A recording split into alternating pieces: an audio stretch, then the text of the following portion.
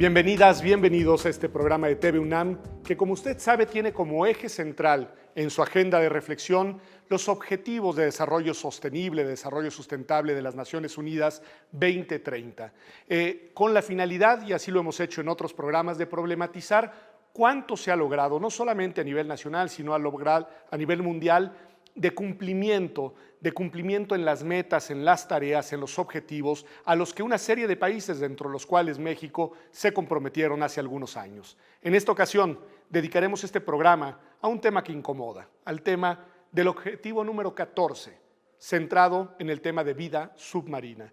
Y empezaría preguntándote, Elba, ¿por qué este objetivo está ahí? ¿Por qué el tema de vida submarina se consideró tan relevante, lo pregunto a una experta en la materia, como para incluirlo en la agenda de aquellos temas prioritarios para orientar las políticas públicas de los estados, pero también del concierto internacional en un amplio plazo temporal hasta el año 2030? Muchas gracias, Pedro. Y la respuesta es muy simple. En este planeta, 71% de la cobertura del planeta son los océanos. Y en volumen representan el 95-97% simplemente por debajo de 200 metros. Eso tiene una implicación muy grande porque cuando algo es más grande no lo podemos ignorar. Tenemos que atenderlo.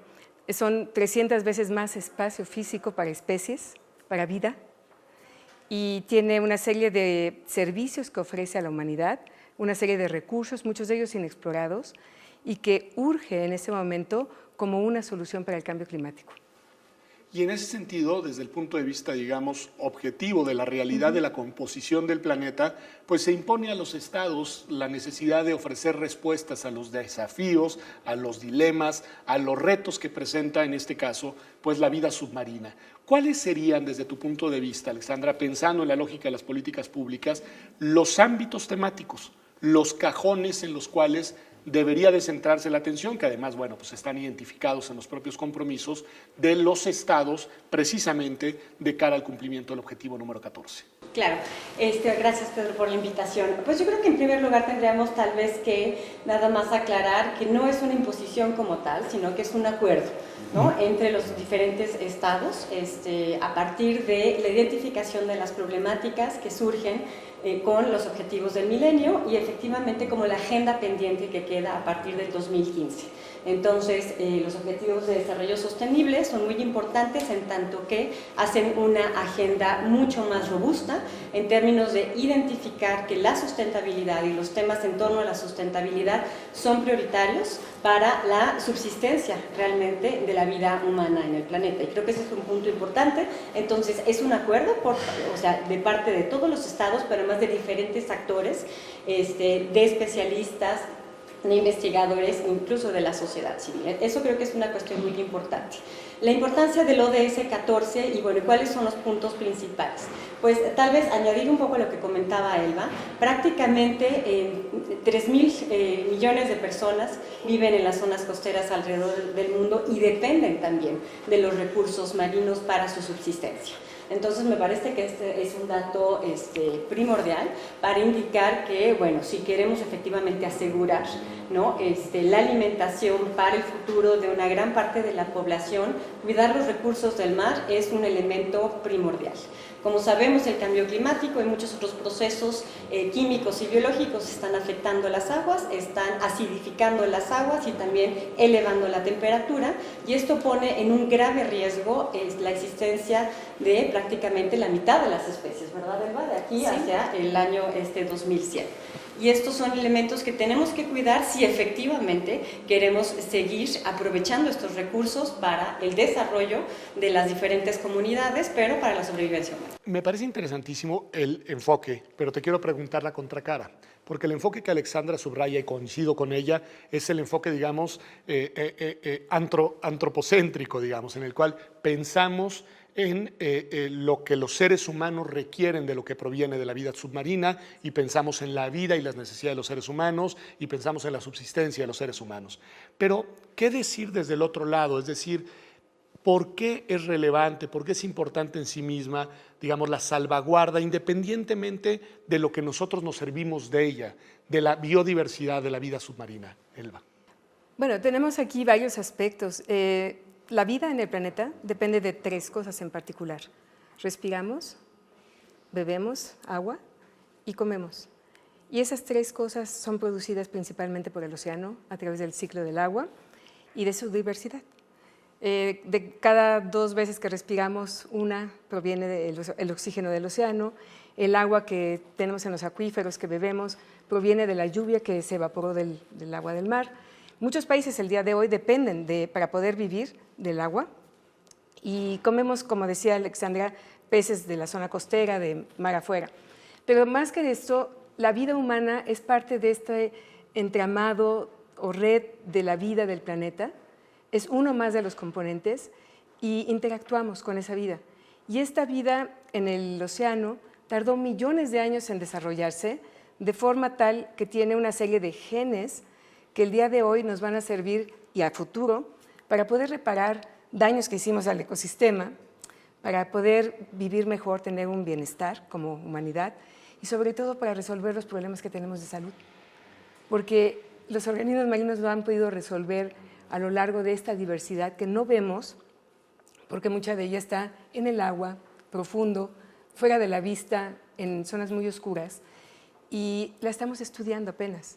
Pero mucha de su fisiología, muchos de estos genes han sido usados. Un ejemplo de ellos es COVID, la vacuna del COVID, tiene genes de microorganismos de origen marino que nos han permitido actualmente aplicarla para resolver el problema que tenemos de pandemia. Es interesantísimo porque uno no lo piensa, o sea, al menos yo, porque no digo uno, mucha gente quizás sí, pero la enorme relevancia que tiene, pero además esa visión de interacción y de interdependencia entre todos, digamos, los seres que habitamos y que vivimos en el país y la dependencia directa, digamos, del mar y de la vida submarina, que me parece importantísimo. Y eso nos lleva, Alexandra, a una dimensión de este compromiso y pues sí, ya hablaremos de eso, digamos, de los pendientes que tenemos para alcanzarlo, pero que es ineludible al mismo, un poco como casi todos, pero en este en particular creo que podemos hacer un énfasis, que es su carácter inevitablemente global, transnacional, es decir, no se trata de un compromiso que se puede encarar solamente desde la visión de un solo Estado, por más características, digamos, de vinculación directa con océanos que tenga, sino que se trata de un tema que inevitablemente tiene un carácter global.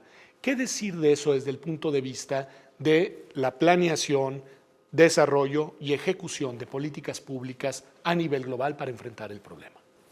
Yo creo que habría que verlo como en 2 niveles, ¿no? O sea, me parece que los compromisos son asumidos por los estados y los estados son los que se comprometen a llevar a cabo una serie de acciones para poder cumplir con el objetivo y con todas sus metas. Eso por un lado. Y bueno, y también efectivamente cada uno de los estados partes lo que hace es determinar metas nacionales que puedan de alguna otra forma enriquecer los resultados para cada uno de estos objetivos de desarrollo sostenible.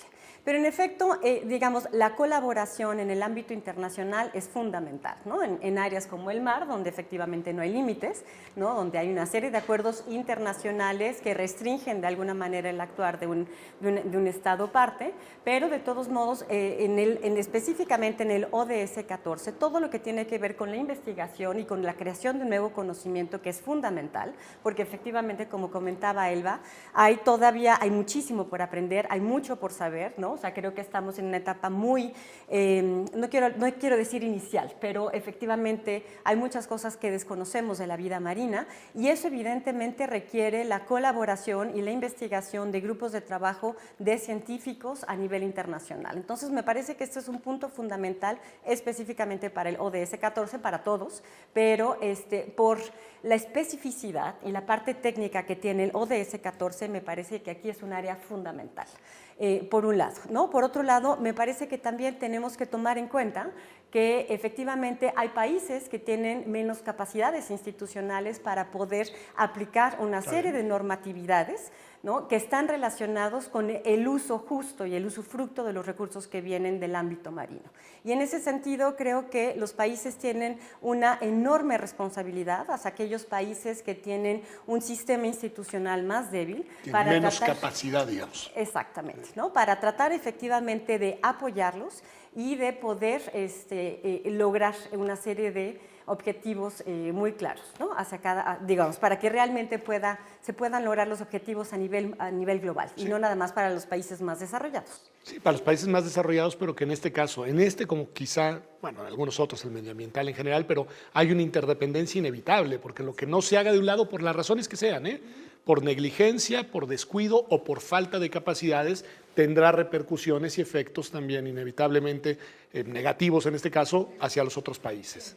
La otra cuestión es que también adquirimos una serie de compromisos, tenemos una serie de derechos a través de la Convención del Derecho del Mar, por una parte, pero adquirimos también una serie de compromisos.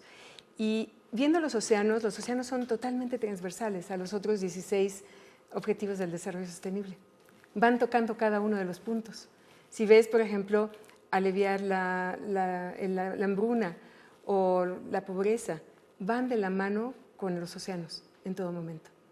Me parece interesantísima esa visión, porque lo que nos estás diciendo es que lo que en una primera mirada desde la ignorancia podría parecer un compromiso, digamos, aislado de los otros, por el contrario, es un compromiso que está concatenado con todos los demás y del cumplimiento del mismo dependerá en buena medida o en cierta medida, pero al menos en alguna medida, el cumplimiento de los otros. Así es, y generar soluciones, sobre todo, soluciones como, por ejemplo, para el ODS 13, que es cambio climático. Los océanos son por sí mismos una solución, porque lo que hacen es albergan todo el carbono orgánico e inorgánico de alguna otra forma. Y hemos visto que lo hemos modificado notablemente a través de la pesca industrial. Cuando estamos extrayendo demasiados peces, los peces en su vida normal desechan carbono.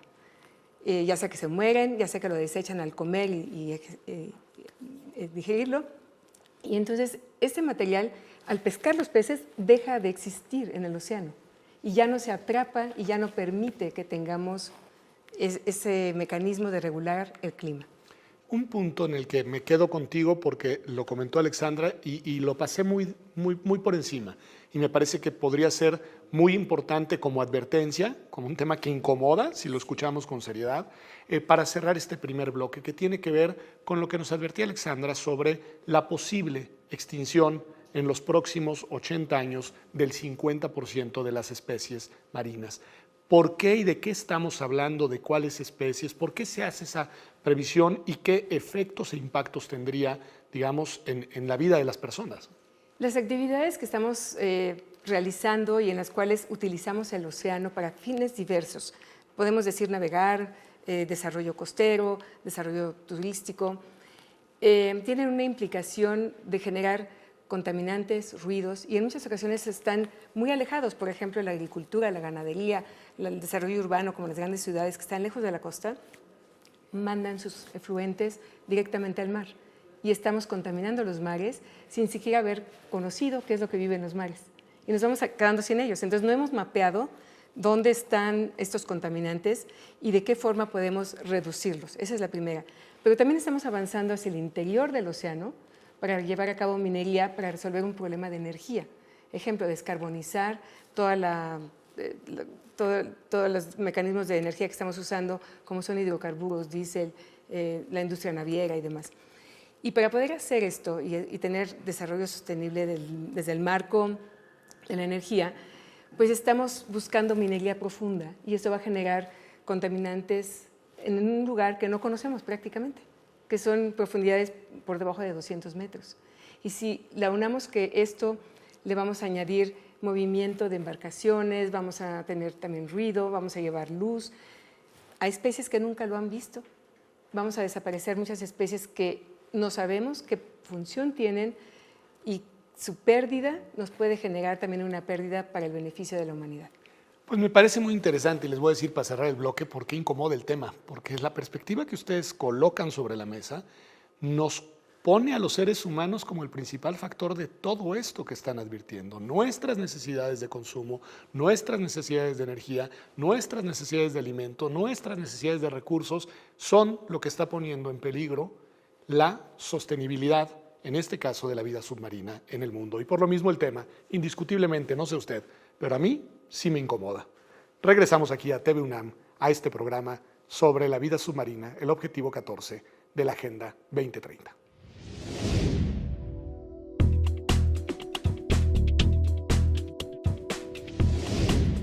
Cuidar los mares significa cuidar el futuro de todos los seres vivos en el planeta. De acuerdo con la ONU, los océanos cubren las 3/4 partes de la superficie de la Tierra y contienen el 97% del agua del planeta. De acuerdo con la información del Gobierno de México, la superficie oceánica es del 65%, mientras que la superficie terrestre representa el 35% del total de territorio del país. En cuanto a la vida submarina, se ha identificado que los océanos tienen más de 200.000 especies, pero las especies no identificadas pueden ascender a millones. Además, los océanos ayudan a evitar los impactos del cambio climático, pues estos absorben aproximadamente el 30% del dióxido de carbono producido por las actividades humanas. En el mundo, más de 3.000 millones de personas dependen de la vida marina y costera como actividad económica. El transporte marítimo moviliza alrededor del 90% del comercio internacional en términos de volumen y el 80% en términos de valor. Por su parte, los puertos de América Latina y el Caribe despachan el 9% de la circulación mundial de contenedores.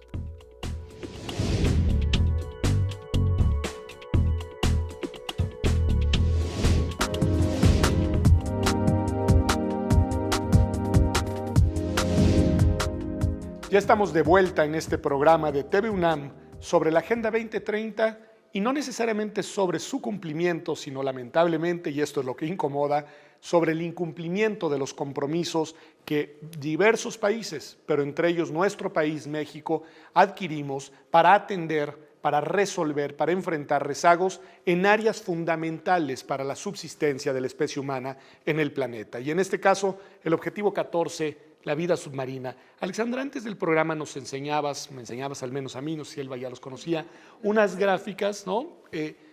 Pues muy interesantes y muy preocupantes, porque lo que nos mostrabas ahí es a nivel global, pero también a nivel concreto país, cuál ha sido el grado de cumplimiento comparativo de todos los objetivos. Y si bien en ninguno, tal vez por ahí en el desarrollo industrial y tecnológico hay un avance mayor y de innovación, si en ninguno hay un cumplimiento que uno pueda decir, bueno, es alentador, en el que menor cumplimiento, si no me equivoco, nos mostraste que había, es precisamente en el de la atención al tema específico de la vida submarina. Me gustaría que me ayudaras un poco a reconstruir y a reflexionar y a tratar de entender, después de lo que nos han dicho ustedes, y Elba en particular, digamos, sobre la relevancia de la vida marina para la vida en el mundo, en el planeta y por supuesto para la especie humana. ¿Por qué? ¿Por qué se descuida tanto un tema que por lo que vemos es tan prioritario? A ver, un poco los datos que estábamos viendo al principio del programa se refieren al reporte que sale cada año respecto a los avances de los ODS. Y estos son los reportes del 2021. Entonces, evidentemente, esto recupera los datos del último año, que evidentemente hemos estado en una situación de pandemia a nivel global. Entonces, por un lado, prácticamente todos los ODS muestran una parálisis en su avance o un retroceso, dependiendo de cada una de las regiones en el mundo y en cada uno de los países. En el caso específicamente del ODS 14, ha habido avances importantes a nivel global, pero los datos que estábamos platicando al principio se refieren a que ha habido realmente prácticamente una parálisis, ¿no?, en términos de su avance a nivel global. La única región donde observamos que hay un cambio importante y que hay una mejora en el ODS 14 es en la zona del África subsahariana. Y que tiene que ver un poco también porque, bueno, evidentemente es una de las regiones pobres a nivel internacional y ha tenido un importante apoyo por parte de Naciones Unidas, específicamente por parte de FAO y por parte de la Agencia de Cooperación Alemana, quienes están trabajando de manera muy importante para tratar efectivamente de evitar que haya una mayor pobreza en esa región. En el resto de las regiones a nivel internacional, incluso en los países desarrollados, ha habido un avance muy pequeño. ¿Por qué? Yo creo que tendríamos que observar, bueno, cuáles son las metas relacionadas con el ODS 14. En primer lugar, tiene que ver con cuestiones de contaminación de las aguas. Ese me parece que es la meta número 1, que yo creo que es una de las metas más importantes y que evidentemente tiene que ver con el proceso industrial, con los procesos, lo que digamos, nos comentaba, que tenemos. ¿no? Exactamente. La gran cantidad de plásticos, de contaminantes agrícolas, ganaderos, forestales, mineros, finalmente acaban en los mares, en los ríos, y efectivamente eso acaba generando contaminación a diversos niveles. El plástico efectivamente es uno de los grandes problemas a nivel global. En la zona del Pacífico tenemos un problema importantísimo, y en las costas mexicanas también tenemos un problema importantísimo. Se calcula que alrededor de media tonelada de plásticos va diariamente a los mares en este país. Entonces, eso es tremendo. En este país, dijiste. En este país. O sea, si en este país es media tonelada, solo en México, no me quiero imaginar lo que podríamos calcular a nivel global. Así es. Entonces, yo creo que ese es un tema importantísimo, y creo que ahorita Alba puede hablar mucho de ello, porque hay investigación que se está haciendo para efectivamente detectar ya microplásticos en muchas de las especies que consumimos, que efectivamente estamos también nosotros alimentándonos de ellos y probablemente teniendo una serie de efectos en la salud. Yo creo que ese es uno de los elementos que me parece que es importante, y que evidentemente en el caso de México y a nivel mundial hay muy pocos avances, ¿no?, en términos de la contaminación de los mares. Otro de los elementos que me parece fundamental pues tiene que ver con todas las prácticas pesqueras, para tratar de alguna otra manera de asegurar que haya una sustentabilidad en la pesca. En el caso de México creo que también ha sido muy difícil lograr, ¿no?, que las pesquerías en este país cuenten con certificados. Y veía que las cifras en realidad es casi, o sea, a nivel global, es decir, hay una sobreexplotación impresionante y además creciente, que creo que eso es también importante advertirlo, porque también es un tema pues delicado, ¿no? Así es, ¿no? Sí, estamos demandando cada día mucho más alimento, pero particularmente, como menciona Alexandra, sí es un problema muy serio en el sentido de que, por ejemplo, hoy el Programa Ambiental de Naciones Unidas echó a andar o presentó su reporte sobre los plásticos. Y no es tanto la parte, o sea, la parte sólida que vemos del plástico, es enorme la cantidad que ingresa, pero también ingresa microplásticos que se van a lo largo de toda la cadena alimenticia, de tanto organismos como nosotros mismos, porque lo el ingerimos origen en de el agua. esos microplásticos, ¿cuál es, Elba? ¿Sí? Unos son fabricados expreso como microplásticos, nanoplásticos, y otros son la fragmentación del plástico más grande, que se da normalmente, es la roca grande, se va fragmentando con el oleaje hasta que llega a pequeños granos de arena, limos y arcillas. Pero igual ocurre con el plástico, y los organismos pues no pueden distinguir uno de otro y lo ingieren, y se va quedando en el tejido de los organismos, como se quedan todos los contaminantes, y eventualmente nosotros lo ingerimos. Pero también lo ingerimos por el agua, lo ingerimos por el aire, o sea, hay muchas vías de ingreso. Nos preocupa particularmente cómo se va degradando y genera sustancias tóxicas. Y esas sustancias tóxicas tienen efectos que inciden sobre la tasa reproductiva, sobre el crecimiento, sobre diferentes aspectos metabólicos de las personas y, bueno, de la vida en general, porque también a los organismos marinos también les va a afectar. Entonces, ese daño para nosotros es imperceptible por el tamaño o por la escala en la que ocurre, o porque simplemente no lo vemos. Y simplemente nos llega el pescado al plato, o nos llegan los ostiones, o nos llegan los camarones, y los ingerimos. Pero igual bebemos agua y también ingerimos el microplástico. Entonces, hemos hecho una cadena en un periodo muy pequeño, porque si nos ponemos a ver, son 50, 60 años en donde los plásticos han despegado. Y lo que tenemos es poquitos conocimientos de esta evaluación que hizo el Programa Ambiental de Naciones Unidas, y que permite empezar a conocer dónde están esos vacíos de conocimiento y que nos urge conocer pronto. Entonces, ahí hay un compromiso también de país, porque creo que en este momento lo que se debe hacer es erradicar. O sea, hay una serie de subsidios para generar plástico, para seguir generando plástico que es degradable, es simplemente que quitarlo, quitar plásticos. Así como que hay que quitar hidrocarburos o aquellas empresas que generan contaminación por hidrocarburos, o simplemente ya no explotar, ya no explorar hidrocarburos, sino irnos a otro nivel en el cual la energía provenga de otra vía. Porque sí existen las vías. El sol es tal vez la más importante. El día que podamos cosechar sol para todo y transformarlo a batería, ahí tenemos la solución. Y no vamos a incidir en afectar al planeta, ni a la vida, ni nada. Y está en el océano. No lo voy a decir, lo voy a decir yo, no lo dicen ustedes, y además no es el objetivo de este programa, centrarnos en agendas coyunturales políticas del momento de este o de aquel país, pero escuchándote sí no puedo no advertir con preocupación pues el sentido contrario a lo que tú señalas de, por ejemplo, iniciativas como la que se ha presentado en México en materia de energía.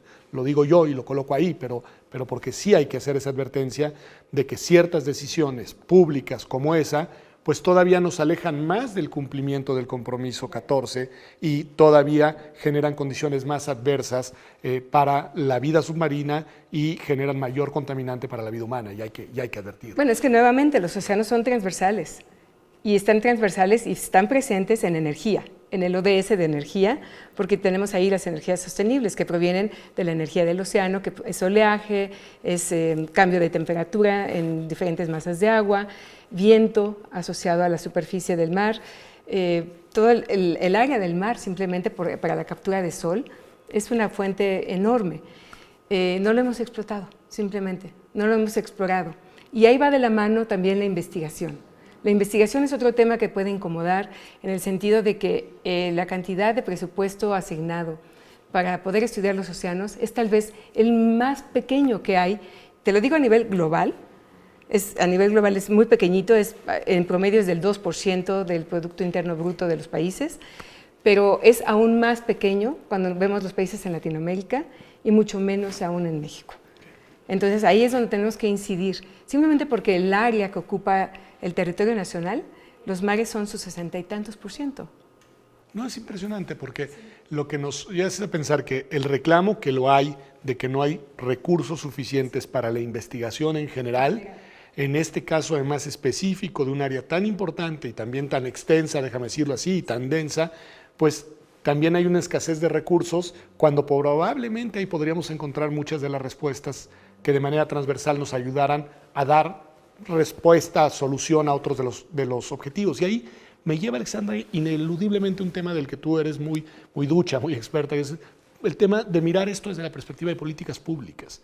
Y de nuevo vuelvo a hacer la pregunta de decir, ¿y por qué no hay una política pública decidida, acorde con la agenda de los compromisos, y en este caso el compromiso 14, que permita mirar a largo plazo y, entre otras cosas, orientar los recursos necesarios para realizar la investigación que nos permita encontrar respuestas a muchos de los problemas que enfrentamos?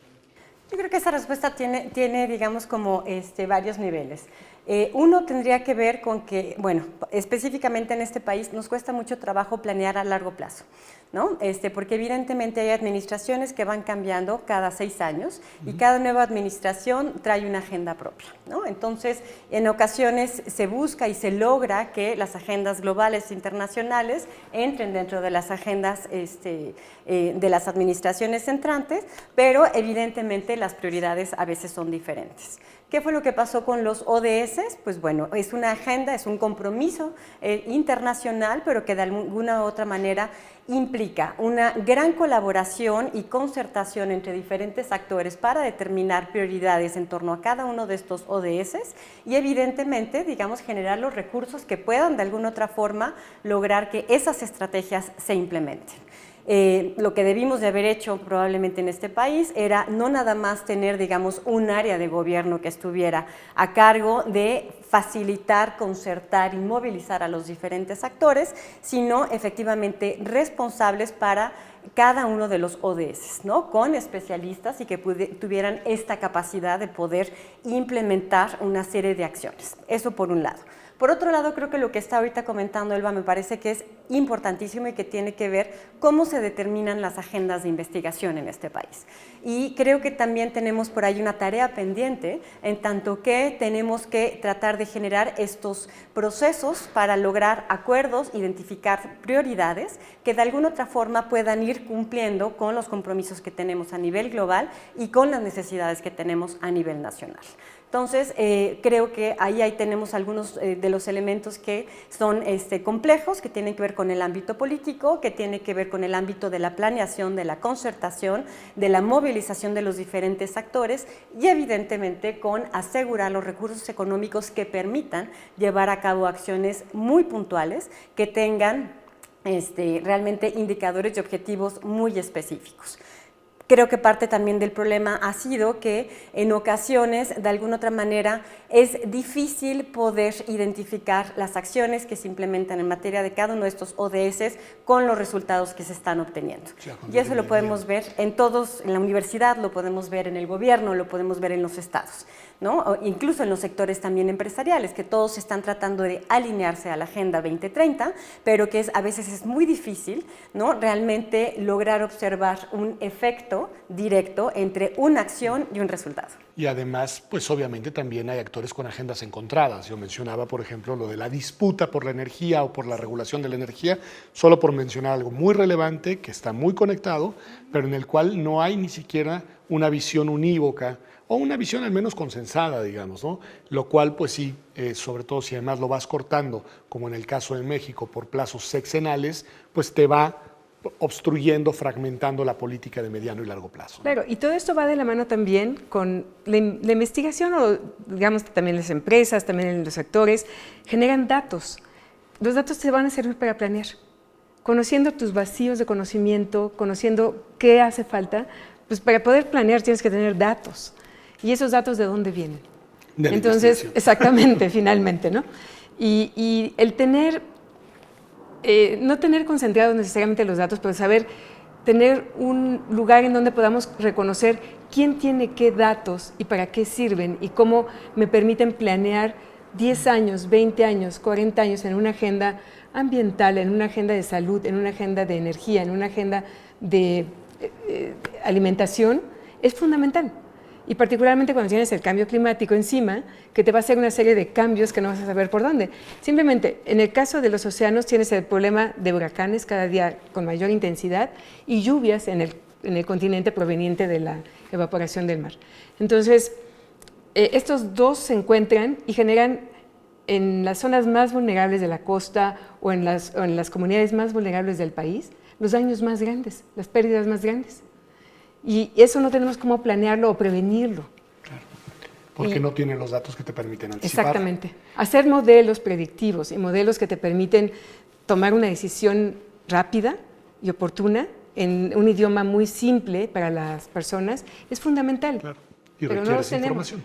Entonces, si tú bloqueas el hacer investigación y generar los datos, no tienes cómo generar modelos y no tienes cómo generar predicciones correctas que permitan evitar pérdidas de vidas, pérdidas de bienes, pérdidas en el país. Bueno, solo un dato que me parece que es importante resaltar, porque a veces nos quedamos con la sensación de que no estamos avanzando en algunos de los indicadores. Y bueno, el indicador que tiene que ver con las áreas protegidas en zonas costeras y marítimas es un indicador que México ya ha logrado no nada más cumplir, sino también superar. Actualmente contamos con el 22% de áreas costeras y marítimas protegidas, cuando el indicador era el 10%. O sea, sería un compromiso que en el 2021 ya cumplimos y que iba para el 2030. Exactamente. Y además México es el país, digamos, que está liderando actualmente ese objetivo. Entonces, bueno, creo que esa es una buena noticia que tenemos que resaltar. No, y me parece bien, porque además no se trata aquí solamente de advertir lo que se ha hecho mal, sino también de poder identificar aquello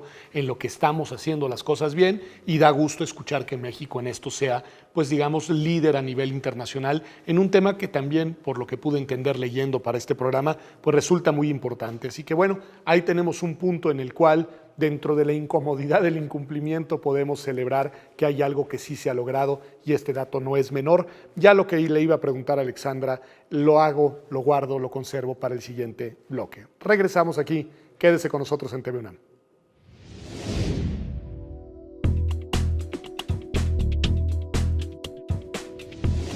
De acuerdo con datos recabados por la CEPAL y de acuerdo con datos elaborados por el INEGI, en 2018 existían 23.293 establecimientos dedicados a las actividades pesqueras y acuícolas en México.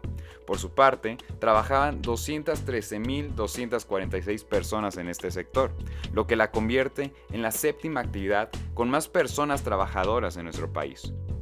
La Conferencia de las Naciones Unidas para el Comercio y el Desarrollo comunicó que en 2020 las medidas de confinamiento conllevaron a una caída del 5% de gases de efecto invernadero. No obstante, existen amenazas que perjudican la vida submarina.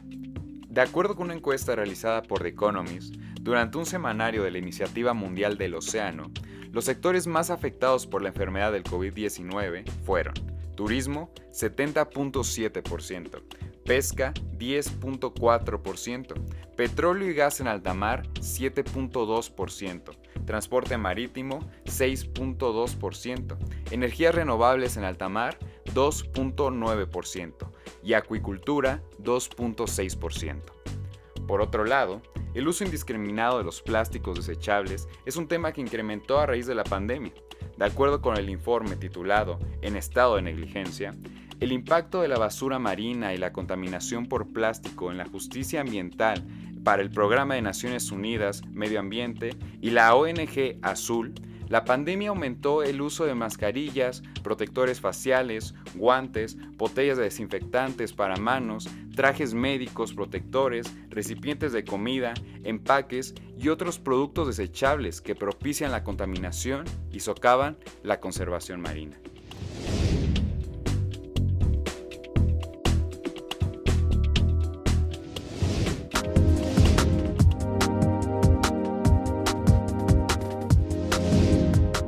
Pues ya estamos de regreso aquí platicando del objetivo 14, el de la vida submarina, de los compromisos 2030 de las Naciones Unidas y mirando, tratando de analizar en dónde están los problemas, en dónde están los rezagos, en dónde están los desafíos y también cuando los hay, porque sí los hay, en dónde ya hemos logrado el cumplimiento de los retos que nuestro país, junto con muchos otros, se plantearon hace ya algunos años con una mira de 3 lustros de trabajo coordinado. Y hay un tema que ya Alexandra colocó en el primer bloque, y te lo quisiera plantear, que tiene que ver con el tema de la pandemia. Nos hacía notar que el decrecimiento en el cumplimiento en el último año de los compromisos en el tema concreto que nos ocupa tenía en alguna medida que ver con la pandemia. Y yo te quiero preguntar, desde una mirada amplia y aterrizada hasta en donde quieras, la pandemia y sus efectos de cara al cumplimiento de este compromiso, de los retos, de los desafíos y de todo lo que enfrentamos para la sostenibilidad en la vida submarina. Fíjate que ha sido algo realmente muy interesante y voy a dividirlo en 3 partes, esta pregunta que tiene que ver con la pandemia. Por una parte, cuando las personas en las ciudades y en todo el mundo se empieza a aislar, se empieza a quedar en casa, nos dio una gran oportunidad para escuchar el océano. Y el día de hoy conocemos mucho de cómo es el océano sin la actividad humana. Y eso nos ha dejado un gran conocimiento de cómo se comunica la diversidad biológica, los mamíferos marinos. Tuvimos una línea base de qué es un ambiente marino sin ruido, sin sonido de embarcaciones, porque casi las embarcaciones se tuvieron que detener. También dio pie, y esa es la segunda parte, a que muchas de las actividades ilegales se llevaran a cabo porque no había cómo supervisarlas. Pesca ilegal, una de ellas, por ejemplo. El extraer recursos del mar de una forma ilegal, que bueno, finalmente, no que así sea el mar, sino que hemos heredado un sistema que lleva esa corrupción, esa parte de ilegalidad en las costas, cuando no hay una supervisión. Comienza desde la importación ilegal a veces de productos en los grandes contenedores y eso data desde el 1700 cuando se importaba té también en muchos lugares, ¿no?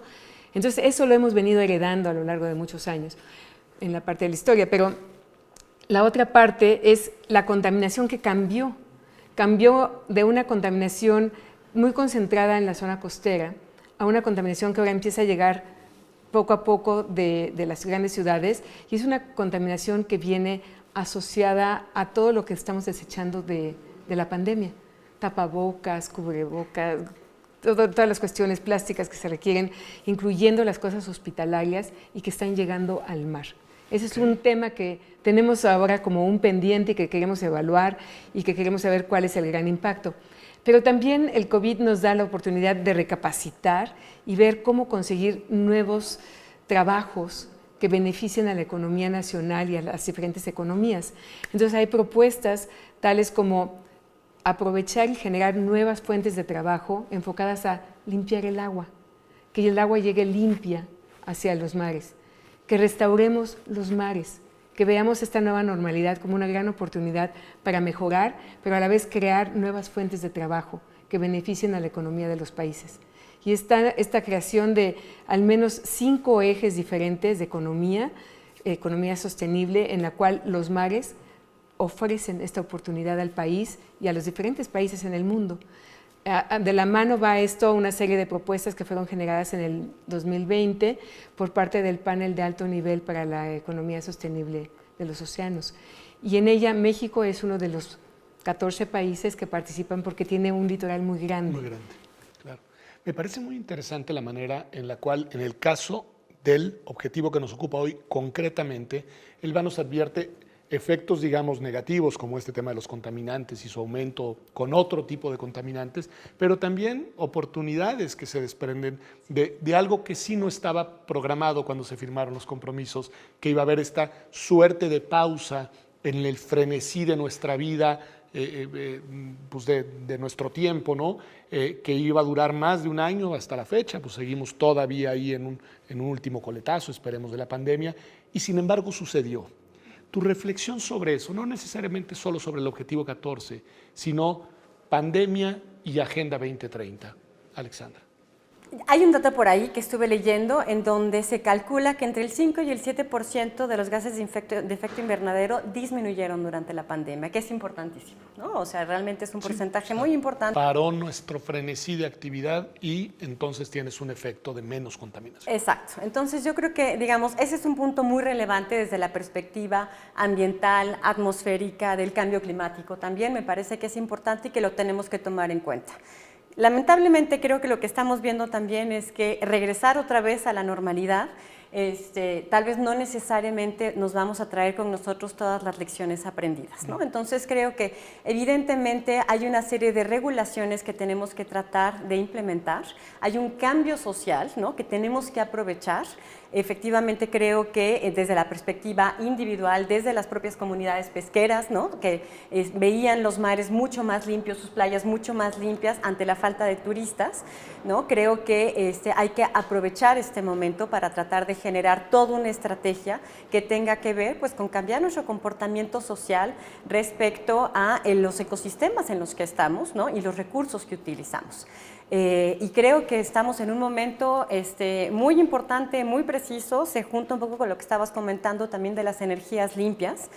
Otro dato que también estuve leyendo es que, bueno, efectivamente, aparte de la basura médica a nivel de la pandemia, pues bueno, nos acostumbramos todos a solicitar comida y a solicitar productos a través en línea, ¿no?, bien, que implican empaques, implica plástico, implica aviones que generan también, evidentemente, gases de efecto invernadero y contaminación atmosférica.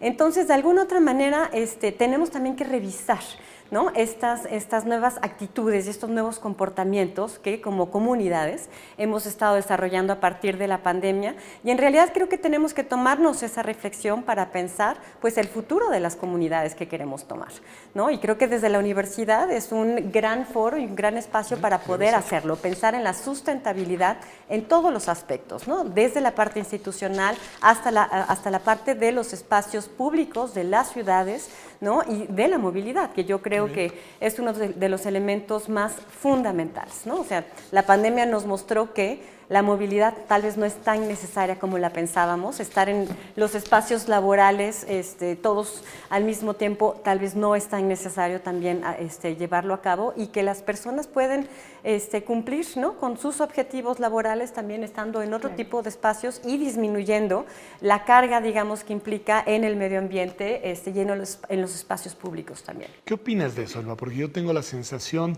de que se va levantando, digamos, el velo del confinamiento y estamos regresando con la misma intensidad a dinámicas prepandemia, a pesar de las lecciones que pudimos aprender y que ustedes mismas nos hayan identificar aquí, en este caso, en torno al objetivo 14, pero en general, digamos, ¿cuál es tu opinión? ¿Crees que cambiará, déjame decirlo así, en el tema concreto, nuestra relación con la vida submarina?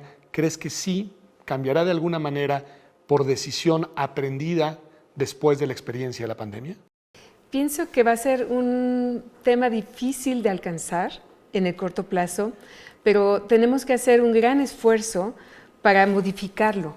Y en estos cambios transformativos requieren que todo mundo asumamos ese papel. Para comenzar, los océanos es un bien común de la humanidad y tiene esta gran dimensión que tenemos que considerarla. Pero también tenemos que ser conscientes que no todo el mundo está consciente que existe un océano. No todo el mundo ha visitado un océano y las zonas rurales y particularmente la gente muy pobre, muy vulnerable, no ha conocido nunca el océano, no sabe que existe un océano. Y entonces tenemos que hacer este gran esfuerzo para cambiar la cultura a una cultura oceánica, en donde las personas sepan que hay un océano y que ese océano los beneficia con lluvia, con diferentes formas, y que estén conscientes de que debemos cambiar la actitud. Las personas, después de haber estado en confinamiento, tienen una necesidad imperiosa de salir y está todo el mundo viajando y queremos regresar no a una nueva normalidad, sino a la misma normalidad aumentada. Y creo que en ese sentido tenemos que hacer esta conciencia patente e invitar a las personas con diferentes formas de hacerlo a que tomemos la conciencia de que es por el bien de todos que este planeta esté funcionando. Un planeta que sea funcional nos va a permitir seguir viviendo. Si cambiamos el planeta notablemente, y lo platicábamos hace rato Alexandra y yo, quitar la vida pensante del planeta, el planeta sigue viviendo, sigue adelante con otro tipo de vida, pero no necesariamente pensante. Y lo que nos hace pensar en la humanidad es pensar y entender que hubo humanidad previa a nosotros que ya se extinguió, que ya no existe. Y que ahí están los restos de esta humanidad y no sabemos por qué no sobrevivieron. Bueno, podemos entenderlo a lo mejor, que ha venido evolucionando, pero también el planeta va a permitir o no nos va a permitir seguir adelante. Entonces, de nosotros depende que la forma en cómo vivimos la podamos modular, la podamos cambiar. Y a lo mejor son esos pequeños cambios que suenan a lo mejor muy filosóficos, pero que tenemos que hacerlos imponiendo acciones por parte de los estados, de la misma población, de la misma ciudadanía. No, me parece sumamente interesante, porque me parece que de nuevo nos conduce por la senda de los temas que incomodan. ¿Por qué? Porque nadie quiere tomarse en serio el hecho de que somos nosotras y nosotros mismos los que estamos provocando mucho de lo que está sucediendo y que si no tenemos la capacidad reflexiva de cambiar el rumbo y de ralentar el paso, esto puede deteriorarse de manera cada vez más acelerada. Y creo que es un dato importante. Alexandra comentaba algo que quizás solamente merece subrayarlo, y lo comentaban ambas, pero este tema de los microplásticos que dicen se van a los océanos, se alimentan de ellos las especies y después nosotros las comemos. Al final envenenamos envenenándonos. Y creo que eso es algo que merece la pena que reflexionemos con enorme seriedad. Y entonces te quiero preguntar ya más por una cuestión, digamos, de cierre, porque estamos muy cerca del cierre del programa, que tiene que ver con tu opinión y tu posición más optimista o más pesimista sobre lo que sigue con los compromisos en general y nuestra capacidad de aprender lo que tenemos que hacer después, además de la enorme lección que nos ha dado la experiencia vital con este fenómeno de una pandemia que paralizó al mundo literalmente, ¿no?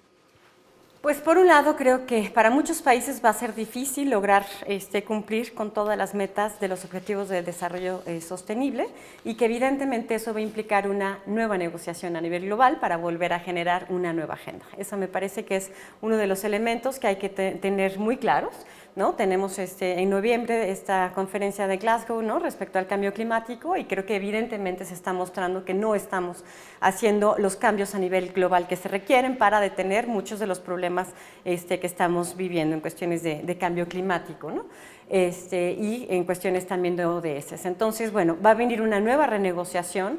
Evidentemente hay un contexto global con cuestiones de migraciones, con cuestiones de desplazamientos mucho más complejo. Entonces, tenemos que tener una agenda mucho más incluyente, mucho más de protección social y mucho más desde una perspectiva, diría yo, de derechos globales, que creo que todavía no hemos llegado ahí, ha estado en la discusión de la agenda desde hace muchos años y que creo que todavía no estamos ahí porque evidentemente todos estos acuerdos internacionales siguen partiendo de los Estados-nación, pero por la situación y por las circunstancias que vamos a vivir en los siguientes años, creo que vamos a tener que empezar a pensar en una agenda de ciudadanos globales, ¿no? por un lado. Entonces, creo que ese es uno de los temas que hay que tener sobre la mesa. Por otro lado, pues bueno, creo que siempre la capacidad, la inteligencia y la creatividad humana son extraordinarias. No quiero basarme mucho en la tecnología, pero me parece que también, digamos, la tecnología siempre es una herramienta muy importante para superar muchos de los problemas que se tienen, ¿no? Puede ser. Hay un debate ahí, ¿no?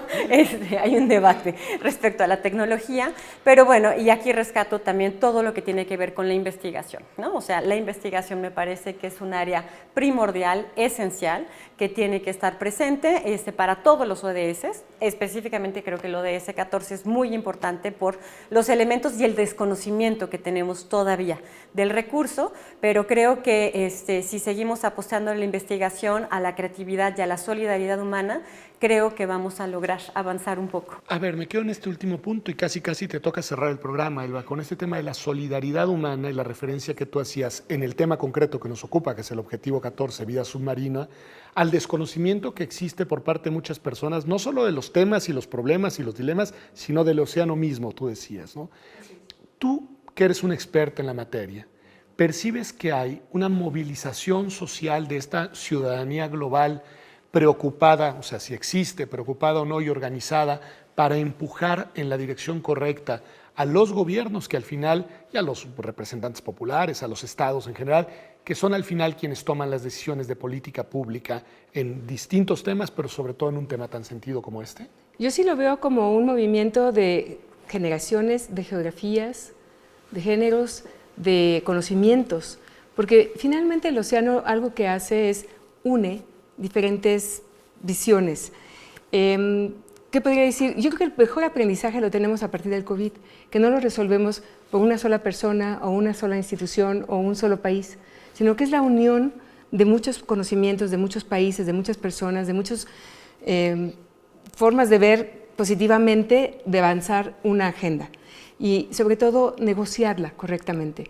Coincido con Alejandra que no se ha negociado correctamente y no ha habido un cumplimiento, pero también hay una gran asimetría de cómo estamos invirtiendo para resolver el problema del cambio climático y particularmente de los ODS. El dinero se gasta a lo mejor en cosas, cuando hablabas de la tecnología, en viajes que suben y bajan a ver el planeta desde la atmósfera alta.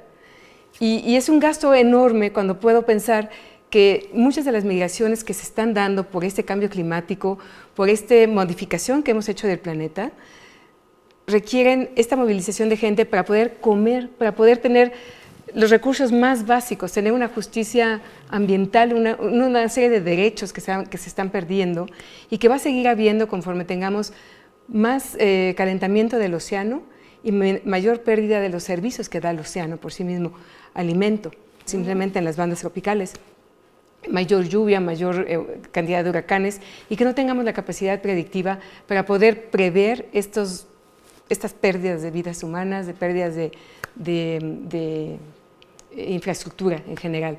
Entonces, en este sentido, Pedro, creo que sí hay una movilización y particularmente de los jóvenes que están presionando a los países para que ahora en las tomas de decisiones de la COP26, el año próximo de la COP15 en diversidad biológica, podamos hacer un cambio y podamos decir por dónde debemos mover la situación. Alexandra mencionaba la comunidad global, lo mencionaste como la ciudadanía global, y creo que sí, porque justamente el día de hoy no va a haber fronteras. En sí en el océano no hay fronteras, como lo mencionaron desde un inicio, las fronteras se dan solamente entre el continente y el océano, pero realmente es un continuo, y ese continuo es el que estamos ahora viendo con humanidad migrando, falta de recursos y problemas que son comunes actualmente en todo el planeta. Pues muchas gracias, Elba. En verdad, creo que nos han ayudado, gracias Alexandra, a conocer, a entender, a dimensionar la relevancia de un tema vinculado con un compromiso central de la Agenda 2030, el compromiso con la vida submarina, con su salvaguarda, con su cuidado, con su aprovechamiento racional.